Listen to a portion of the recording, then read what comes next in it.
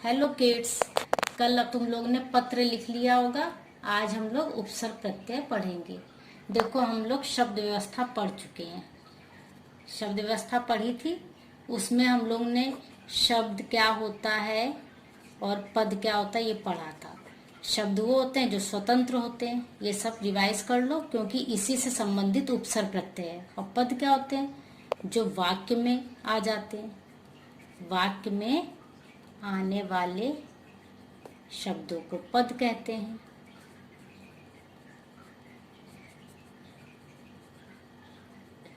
और ये शब्द स्वतंत्र होते हैं। समझाया था ना, जैसे कमल लिख दिया अलग से तो ये शब्द है, और यह कमल का फूल है लिख दिया, या यह कमल है लिख दिया पूरा सेंटेंस, तो ये सब पद है। इतनी बात बताई थी। अब हमको ये बात भी बतानी है कि इन शब्दों से भी और शब्द बन सकते हैं। जैसे कोई हमने झगड़ा शब्द लिखा, ये एक शब्द है, इससे भी हम अनेक शब्द बना सकते हैं। जैसे झगड़ालू बना लिया, या फिर सब्जी शब्द है एक, इससे हम और शब्द बना सकते हैं। सब्जी वाला बना लिया। ऐसे ही सुंदर शब्द है तो इससे हमने सुंदरी बना लिया या सुंदरता बना लिया। और जैसे कु शब्द है तो इससे हमने कुपुत्र बना लिया। तो हम ये बताना चाह रहे हैं कि जैसे कोई एक शब्द है तो उसमें भी कुछ शब्दों के टुकड़े जोड़ के हम और शब्द बना लेते हैं। जैसे झगड़ा में झगड़ालू बना लिया, सब्जी से सब्जी वाला बन गया, सुंदर से सुंदरी, सुंदरता, कु से कुपुत्र। तो तुम्हें ये पता है ये क्या जुड़ रहा है इसमें? इनमें उपसर्ग और प्रत्यय जुड़ रहे हैं। तो शब्द जो है वो तीन तरह से बनते हैं। शब्दों से अन्य शब्द जब हम बनाते हैं, अब अन्य शब्द बनाने के लिए तीन तरीके हैं। एक तो उपसर्ग, एक है प्रत्यय और एक है समास। जिसमें तुम्हें उपसर्ग पढ़ना है, प्रत्यय पढ़ना है। ये आपके कोर्स में नहीं है। यानी जो शब्द हैं, शब्द से सुंदरता बना, सुंदरी बना, कुपुत्र बना, तो इनमें उपसर्ग और प्रत्यय जुड़े हुए हैं, इसलिए ये अनेक नए शब्द बन रहे हैं। अब आज हम लोग पहले पढ़ने जा रहे हैं उपसर्ग। उप का मतलब क्या होता है? उपसर्ग पढ़ेंगे पहले। उप का मतलब होता है समीप, यानी पास में। और सर्ग का मतलब होता है सृष्टि। सृष्टि का मतलब रचना करना या रचना होना।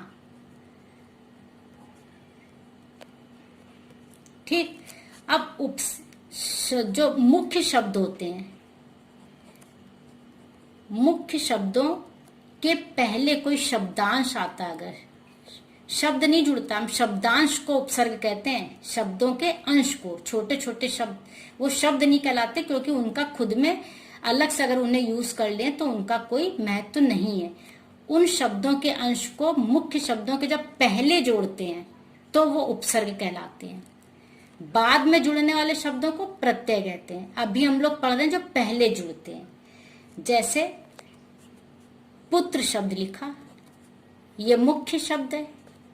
मुख्य या मूल शब्द भी कह सकते हैं, मेन है ये मूल शब्द। इसमें एक शब्द का अंश जोड़ा हमने कु। अब इस कु का वैसे कोई हम किसी वाक्य में यूज करेंगे नहीं खाली कु को, इसको तो मूल शब्द के साथ जोड़ेंगे तभी इसका महत्व है। और मूल शब्द में जब ये जुड़ता है तो इस शब्द का अर्थ बदल जाता है। अभी तो पुत्र का मतलब केवल पुत्र है। जैसे ही इस कु को इसके पास लाएंगे, उप का मतलब समीप, सर्ग का मतलब सृष्टि होना, जैसे ही ये पास में आएगा नया शब्द की सृष्टि हो जाएगी, रचना हो जाएगी।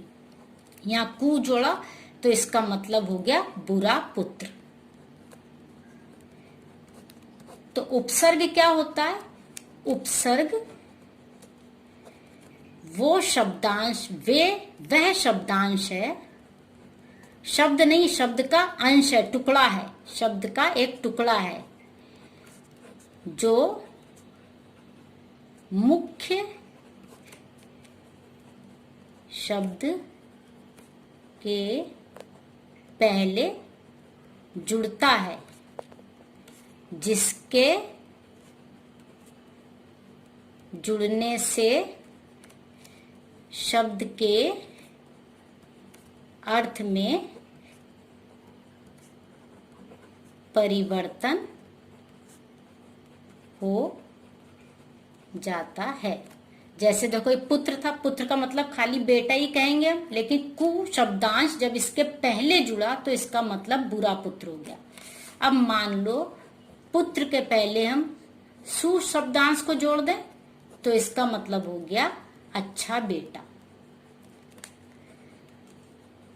तो उपसर्ग क्या है, ये ध्यान रखना हमेशा, उपसर्ग पहले जुड़ता। कैसे याद रखोगे, कई बार बच्चे कंफ्यूज, छोटा ऊ पा बना है प्रा से, पा से बना है प्रा, ऐसे यानी पा जो है ऊ के बाद आता है। ऐसे याद करने का तरीका सीखो, जब छोटा बड़ा पढ़ते तो ऊ पहले आता है, तो जो ऊ से उपसर्ग होता है ऊ पहले आता है, तो उपसर्ग पहले जुड़ता है शब्द के।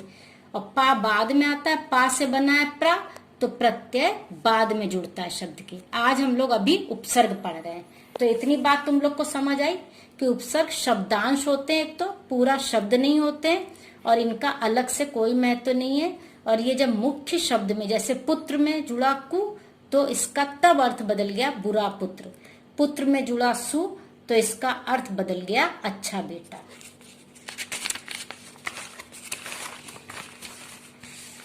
ऐसे ही देखिए कुछ और उदाहरण। ये डर शब्द है, डर का मतलब डरना, लेकिन इसके पहले ये नी, इसका अगर हमने किसी सेंटेंस में खाली नी लिख दिया तो उसका कोई महत्व नहीं है, मगर इस नी उपसर्ग को इसके पहले लगाया, डर के पहले, तो ये निडर, इसका अर्थ ही बदल गया। अगर हम डर लिख रहे थे तो इसका मतलब था भयभीत, और निडर लिखते ही जो डरा नहीं, जो डरता नहीं है, तो ये चेंज आ गया। यानी उपसर्ग वो शब्दांश है जो मूल शब्द में लगते हैं या मुख्य शब्द में लगते हैं, तो उस शब्द का अर्थ बदल जाता है। ऐसे ही और भी हैं, जैसे हमने एक शब्द लिखा ज्ञान, ज्ञान का मतलब है नॉलेज, ठीक। इसमें अगर हमने आ शब्द को अगर हमने किसी वाक्य में ऐसे ही लिखा तो तुम लोग भी कहोगे कि मैम इसकी तो कोई वैल्यू ही नहीं, आ का मतलब क्या है।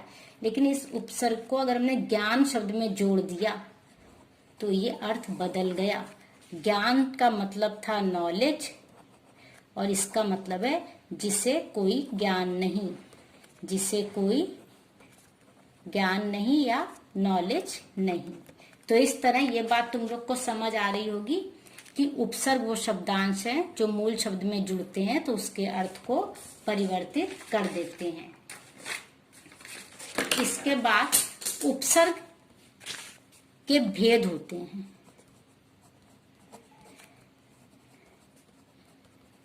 उपसर्ग के भेद है, एक तो संस्कृत के उपसर्ग होते हैं, क्योंकि हिंदी भाषा तो संस्कृत से ही आई है। संस्कृत के उपसर्ग जो होते हैं, जैसे सम, यहाँ पे माँ में हलंत लगा है, ये संस्कृत का शब्द है। अब माँ में हलंत है तो जो मूल शब्द में जुड़ेगा तो ये वाला माँ आधा होके जाएगा। जैसे हमने संयोग लिखा, इसमें मूल शब्द तो योग है और इस सम को जोड़ा है तो माँ आधा हुआ, इसलिए ऊपर अनुस्वार के रूप में गया। इस सम को हमने इस तरह से लिखा संयोग। इससे हम और बना सकते हैं इसे समग्रह। तो जब आपको छाटने को आए एग्जाम में कि संग्रह शब्द से मूल शब्द और उपसर्ग अलग करिए, तो जब अनुस्वार लगाओ सापे माँ तो तुम्हें ऐसे लिखना पड़ेगा। ये तुमने उपसर्ग छाट लिया और ये मूल शब्द लिख दिया। अगर संयोग आ जाए तो तुमने देखा ऊपर अनुस्वार है, इसका मतलब ये सम है, वो भी हलंत के साथ, और मूल शब्द है योग। ये इस तरह के संस्कृत उपसर्ग होते हैं। ये संस्कृत वाला पहले बता रहे हैं, भेद में नंबर 1 है संस्कृत। अब है नी उपसर्ग है संस्कृत का। नी उपसर्ग से बना नीरस, नीरोग। एक चीज इसलिए हमने नी उपसर्ग आपको बताया क्योंकि एक चीज सिखानी है। जब भी नी उपसर्ग होता है यानी ना में छोटी की मात्रा के बाद विसर्ग लगता है और इसके बाद जो मूल शब्द होता है वो रा से शुरू होता है। रा पे ध्यान देना, रोग और इसमें जब रा से विसर्ग के बाद नी लिखाओ, ना में छोटी की मात्रा विसर्ग, ये उपसर्ग हो और उसके बाद मूल शब्द रा हो, कोई भी रा हो, तो ये बड़ी ई हो जाती है। नी रस, नी रोग। कई किताबों में ये निरोग छोट ऐसे लिखा जाता है, वो गलत है, क्योंकि इस तरह से जब नी उपसर्ग में रा शब्द से आने वाला शब्द जुड़ता है, जैसे रा शब्द से आया रस, ये जुड़ा तो नीरस हुआ। नी उपसर्ग में रोग शब्द जुड़ा, ये भी रा से शुरू हो रहा है तो नी रोग हुआ। ये नी उपसर्ग हो गया, संस्कृत का हो गया।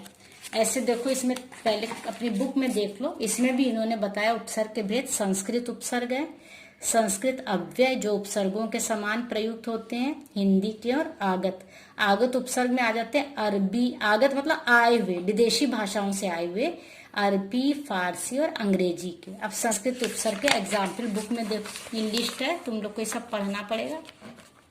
देखो जैसे ये अन लिखा, अन हलंत का लिखा है, इससे बन रहा अनादर, हलंत का, मगर आगे आदर शब्द है, आदर आ का, आ की मात्रा इसमें मिल गई, इसलिए ये हलंत खत्म हो गया। अनादर, अनावश्यक। ये तुम्हारी संस्कृत उपसर्गों की लिस्ट है। ये तुम लोग को लिस्ट पढ़नी पड़ेगी, रीड करनी पड़ेगी। इसको यहाँ पेंसिल से वेरी इंपॉर्टेंट कर लीजिए सारे उपसर्ग के लिए। ये अभी संस्कृत के उपसर्ग हुए। इसके बाद आते हैं हिंदी के उपसर्ग।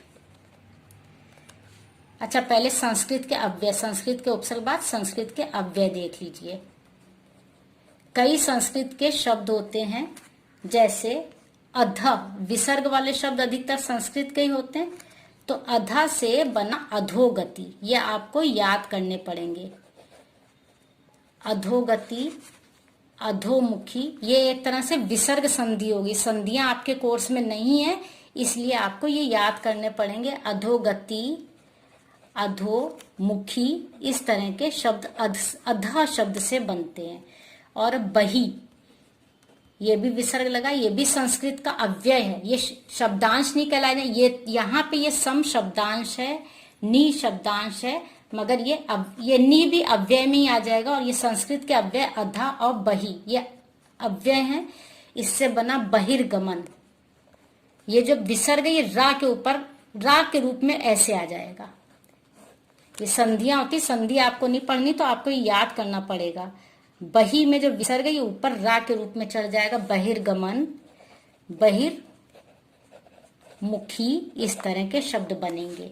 मान लीजिए संस्कृत के और शब्द हैं अंतः और एक है अंतर। इन दोनों से बनने वाले शब्द सेम होते हैं, क्योंकि ये विसर्ग वाले रा के ऊपर में चढ़ जाते हैं, रा वाला तो रा के तरह जाएगा ही ऊपर। जैसे विसर्ग भी अंतर दर्शन लिखते हैं, अंतर दर्शन। तो ये रा है, इसमें तुम अगर इसको तोड़ोगे, तुम्हें कहा जाए कि उपसर्ग अलग करो, शब्द अलग करो, तो तुम अंतः दर्शन भी लिख सकते हो, अंतर दर्शन भी लिख सकते हो। यानी उसमें उपसर्ग छट के ये भी हो सकता है या ये भी हो सकता है। अंत में ये विसर्ग रा के ऊपर में चढ़ गया, और यहाँ तो रा दिया ही हुआ इन्होंने, तो इसलिए ये ऊपर चढ़ गया है, अंतर दर्शन हो गया। और अंतःपुर ऐसे भी लिख सकते हो, अंतःपुर। तो इस तरह से ये संस्कृत के अव्यय हैं। और हो गए, और भी हैं, जैसे पुनः, पुनः भी हो सकता है, अंता की तरह पुनः, और पुनर भी लिख सकते हैं। हलंत लग के आएगा, हलंत लग के आएगा तभी ये ऊपर चढ़ेगा। अब इसमें तुम्हारा हो सकता है पुनर्विवाह, वही बात है, विसर्ग है इसलिए रा के रूप में चढ़ गया, विसर्ग है रा के रूप में चढ़ा, और रा भी था हलंत का तो भी चढ़ा। यानी इसका अगर तुम्हें छाटने को कहा जाए कि पुनर्विवाह शब्द से उपसर्ग अलग करो और मूल शब्द अलग करो, तो तुम दोनों उपसर्ग लिख सकते हो, या तो पुनः लिख सकते हो या पुनर् लिख सकते हो, मूल शब्द विवाह हो जाएगा। और इसका शब्द बनता है पुनर्जागरण।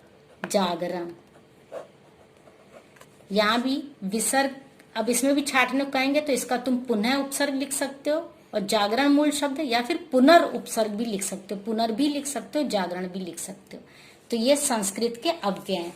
पहला पढ़ा था संस्कृत के मूल शब्द, सेकंड हम लोग ने पढ़ा संस्कृत के अव्यय। अब ये देखिए बुक में भी दिए संस्कृत के अव्यय। अधा, चिर, चिर भी इसमें दिया है, वही मैंने आपको समझा दिया। इसमें मैंने एक्स्ट्रा इधर भी लिखे होंगे, और ये अंतर है तो यहाँ पे अंतर इन्होंने अलग से भी दे दिया, अंतर भी दे दिया। ये दोनों एक से हो सकते हैं। यहाँ पे जैसे अंतर दशा लिखा तो अंतः प्लस दशा भी हो सकता है, या अंतर प्लस दशा भी हो सकता है, दोनों यहाँ पे सही हो जाएंगे। इसके बाद अब आपके आते हैं हिंदी के उपसर्ग। हिंदी के उपसर्ग तो आपने बहुत पढ़े हैं।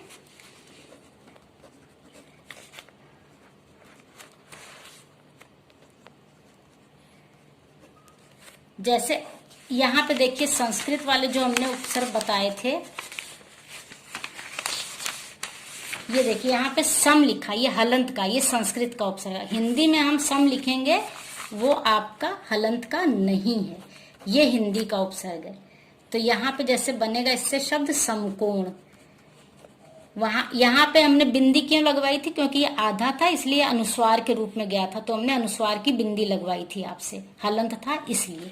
यहाँ पे बिंदी नहीं लगेगी, ये बच्चे गलत कर जाते हैं। हलंत वाला है तो अनुस्वार आएगा, बिना हलंत के है अनुस्वार नहीं आएगा।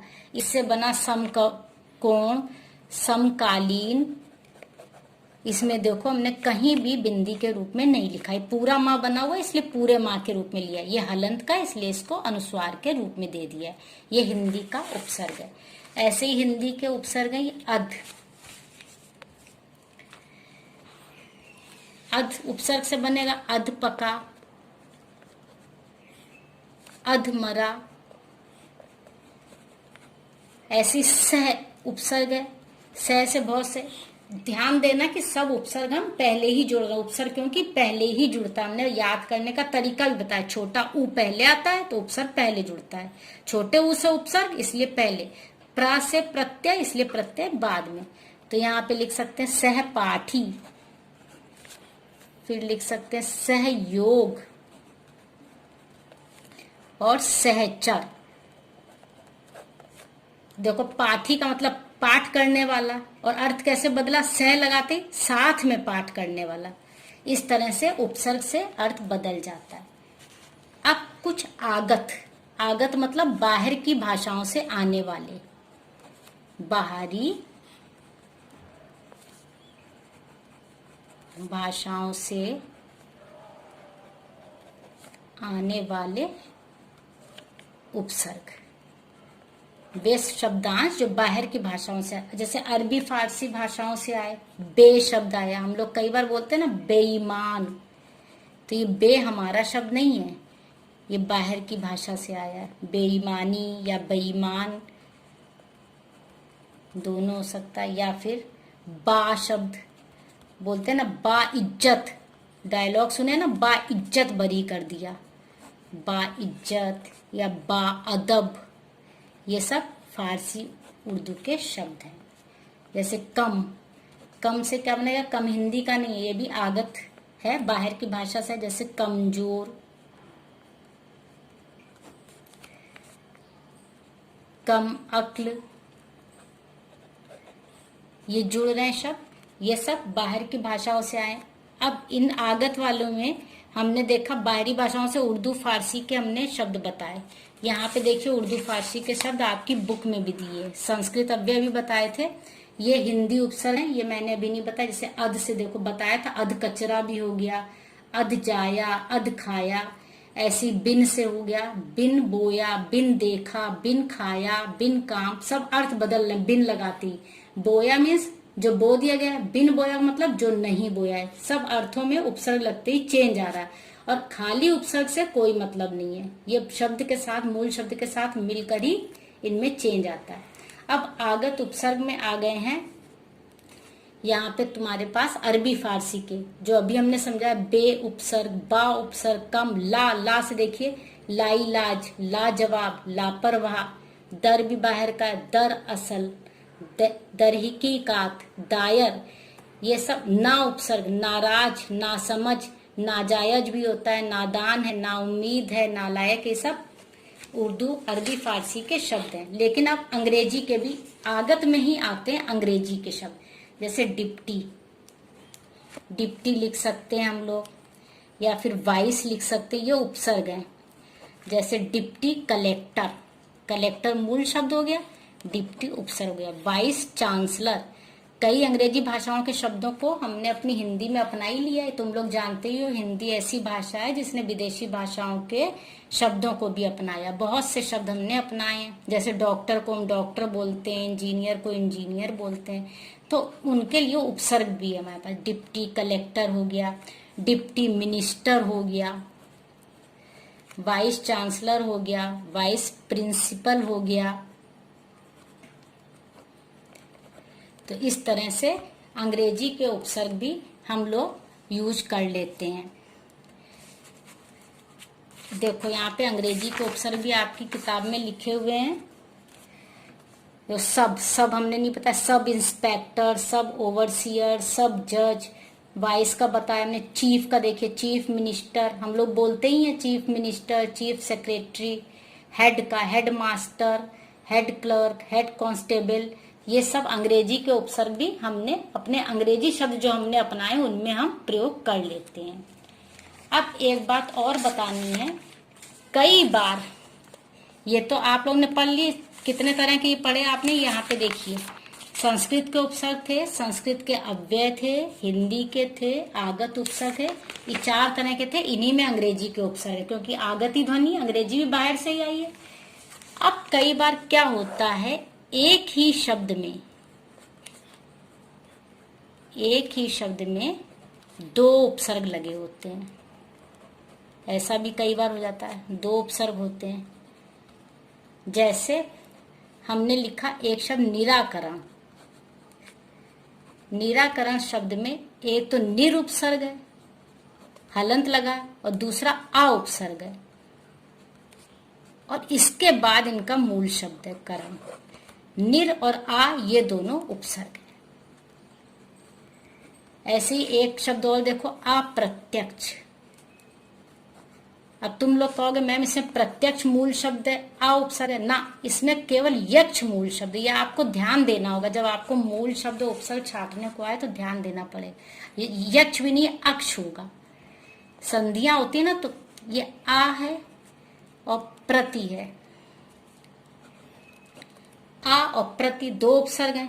प्रति में अक्ष जुड़ेगा तो ये संधियां होती है, उसके अकॉर्डिंग या बन जाएगा, तो हो गया अप्रत्यक्ष। हम आपको संधि नहीं पढ़ाएंगे क्योंकि आपके कोर्स में नहीं, तो आप इसको समझिए बस।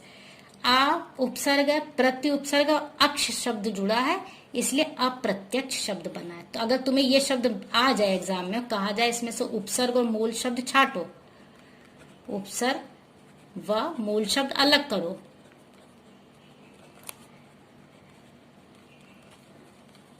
तो तुमको आ और प्रति को उपसर्ग में लिखना पड़ेगा और अक्ष को मूल शब्द में लिखना पड़ेगा। इस तरह से इधर भी देखिए अपनी बुक में इन्होंने भी बताया। देखिए एक ही शब्द में प्रयुक्त 2 उपसर्गों के उदाहरण इन्होंने दिए। जैसे प्रत्युपकार, या वाले जितने होते हैं ये सब एक संधि होती है। यहाँ पे प्रति उपसर्ग है, उप उपसर्ग है, 2 उपसर्ग और मूल शब्द है कार। ऐसे अनियंत्रित में अ उपसर्ग है छोटा, नी भी उपसर्ग और यंत्रित मूल शब्द है। ऐसे ही असुरक्षित, रक्षित मूल शब्द है, अ और सु 2 उपसर्ग है। तो इस तरह के जब शब्द आए तो आपको ध्यान रखना है कि इसमें कितने ऐसे शब्द बड़े बड़े दिखेंगे, तुम्हें समझ आ जाएगा कि इसमें कितने। इसमें देखो प्रत्यय भी आगे पढ़ाएंगे जब तुम लोग को अगले पीरियड में, तब समझ आएगा। उपसर्ग इसमें 2 हो रहे हैं, ऐसे कई शब्द इसमें बन रहे हैं। अत्याचार, अति है और आ है। सुसंगठित में सु है और सम है, 2 है और गठित। इस तरह से ये तुम्हारा उपसर्ग का मैंने आज खत्म कर दिया है। अब मैं अगले पीरियड में प्रत्यय पढ़ाऊंगी। आप लोग को सबसे पहले तो ये काम करना, ये रीड करना है यहाँ से अच्छे से, कि जो शब्दांश शब्दों के प्रारंभ में जुड़ के, तुम्हें ये ध्यान रखना कि जब भी उपसर्ग प्रत्यय क्वेश्चन पेपर में एक साथ आते हैं, आपको उपसर्ग जोड़ने को कहें तो वो पहले ही जुड़ना है, क्योंकि हमने समझा दिया कि उ से उपसर्ग उ पहले आता है, प्र से प्रत्यय प्र बाद में आता है। तो जो पहले आता है वो पहले जुड़ेगा, जो बाद में आता है प्र तो बाद में जुड़ेगा। इतना ध्यान रखना और ये सारा रीड करना है। और यहाँ पे आप पेंसिल से वेरी इंपॉर्टेंट लिख दीजिए, ये सारे शब्द बनने को आएंगे। 2 तरह से क्वेश्चन आते हैं उपसर्ग के। एक तो ऐसे आता है कि निम्नलिखित उपसर्गों से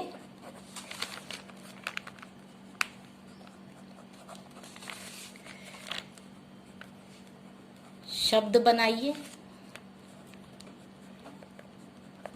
एक ये आएगा निम्नलिखित शब्दों में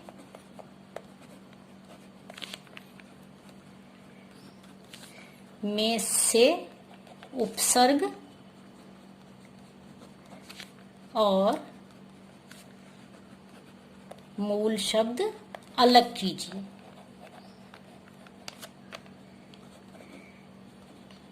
तो इसको रीड करिएगा और जो मैं असाइनमेंट दूंगी आज उसे करिएगा अच्छे से, और बाकी सब पुराने असाइनमेंट भी कंप्लीट रखिए, मैं चेक करूंगी।